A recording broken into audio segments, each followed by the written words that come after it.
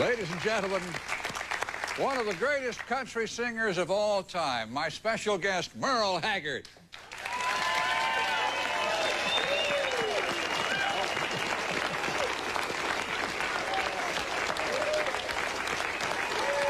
Merle.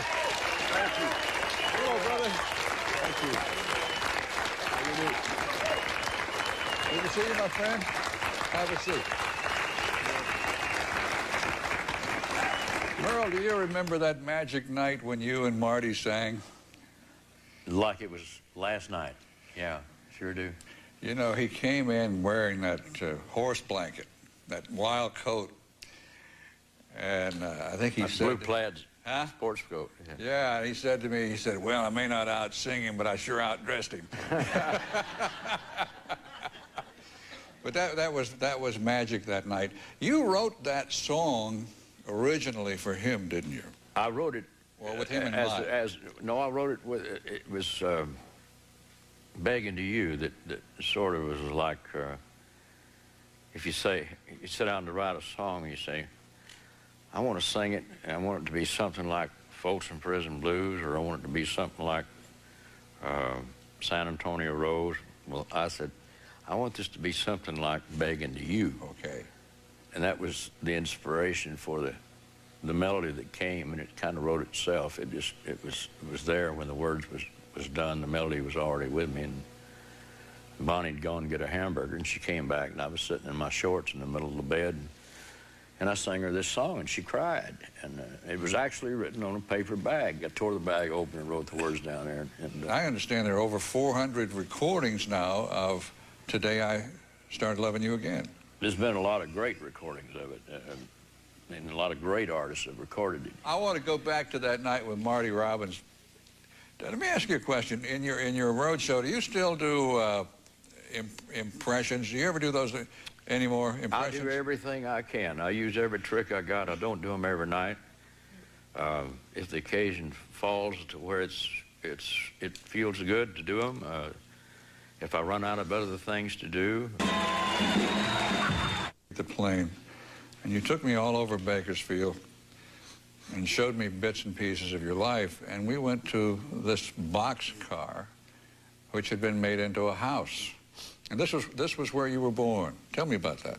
Well, in 1935, following or actually still in the middle of the Dust Bowl, my family moved to California, and Dad went to work for Santa Fe Railroad out there, and was part of the big migration that took place in those days. And Bakersfield was nothing but a desert then, and a railroad that ran through the edge of a little town called Oildale, which was next to Bakersfield, separated by Kern River, which where the song Kern River comes from.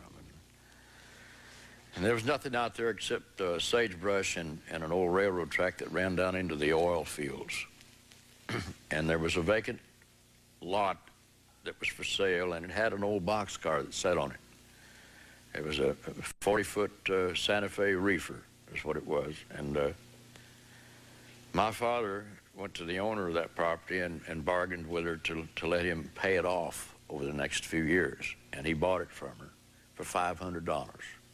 Bought the lot with that old boxcar on it. Well, Dad was a carpenter and a man with his hands, and he could build and he could do anything. So he made that into a home, and he built a front on it, and he built a back on it, and it was shaped like a T. And from the air, you couldn't have told what it was. But as I showed you around behind, you can still see the old metal components on the end of the boxcar there, and it was made out of wood. This is your baby picture, Merle.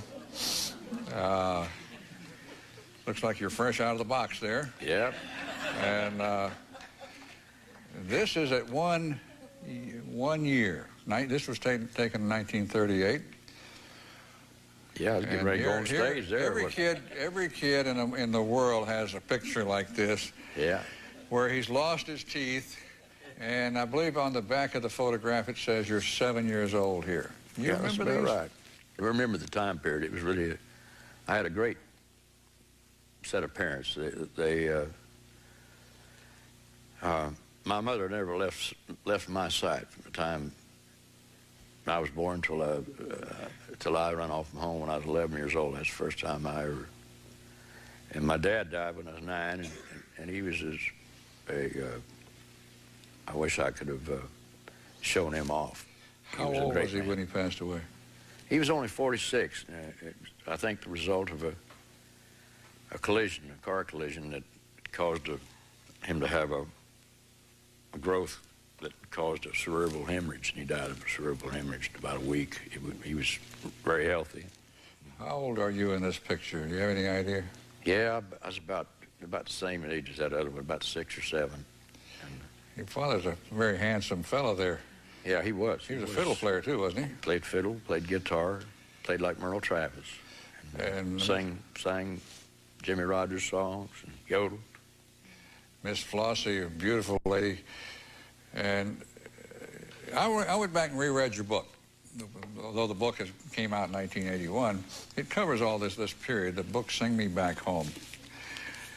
And the thing I got out of this is that the death of your father was one of the most devastating things that ever happened to you. It took you a long time to get over that. I had a lot of things happen to me over my life that have been hard to take, you know, and there was never anything that compared to the grief that caused me.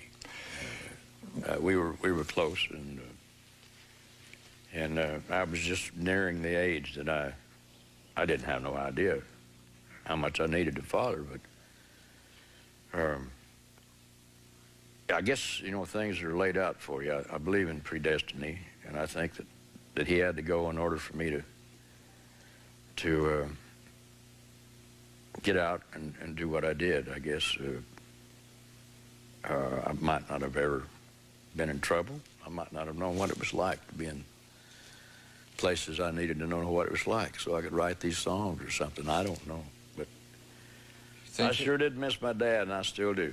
Your mama, the mama that tried. Boy, what a great tribute to her that song is. You know, and I listened to every song in this Capitol box set. Let's show that on. Oh, excuse me. It's called Down Every Road, and it's a box set, and it features about 100 songs, and maybe a few more than 100. And I, as I listened to all of it, I thought, which song is the most powerful song that describes Merle Haggard? And I chose Mama Tried as depicting your battles with Merle Haggard and your mama putting up with him. Mm-hmm. And absolutely that lady's got a lot of patience. Or she had a lot of patience. Oh, wonderful woman. She never gave up on you, did she? No, she never even considered that, I don't think.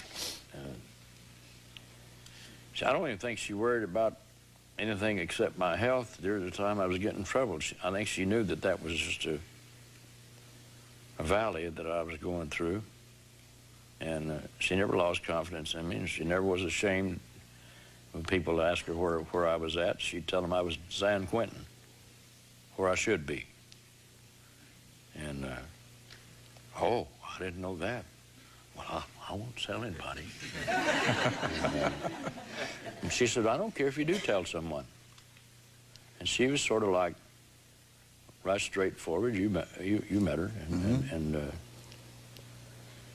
she had faith in me, and she had talent, and my dad had talent, and she was betting on the fact that I was going to inherit some of that talent that she wouldn't let my daddy use, and she wouldn't let Daddy go play in the bars. And I say she wouldn't let him. She didn't want him to, and he wouldn't.